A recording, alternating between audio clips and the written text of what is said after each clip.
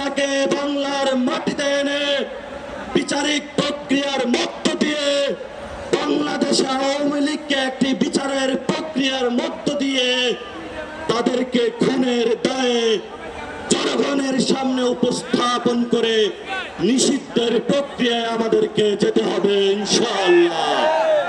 আপনারা সেই যুদ্ধে প্রস্তুত থাকবেন কিনা? আজকের শহীদ মিনারে সবাই হাত তুলে আপনারা শপথ করে যান। এই শহীদ মিনার থেকে যাও, এই বাগের বাচ্চারা বাংলাদেশে কোন খুনি হাসিনার বিচার করা পর্যন্ত মাঠ ছাড়বে না। এই বাগের বাচ্চারা বাংলাদেশে যতদিন থাকবে ততদিন পর্যন্ত আওয়ামী লীগের কোন পুনর্বাসন হতে দিবে না। এই বাগের বাচ্চারা বাংলাদেশে যতদিন থাকবে ততদিন আমরা বিচার এবং সংস্কার প্রক্রিয়া শেষ করে ছাড়বো ইনশাআল্লাহ। আপনাদের জয় হবে।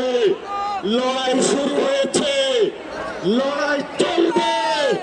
যারা বিভিন্ন দেশের আনাচে কানাচে থেকে আজকে উপস্থিত হয়েছেন আপনাদেরকে আমরা অভিনন্দন জানাচ্ছি।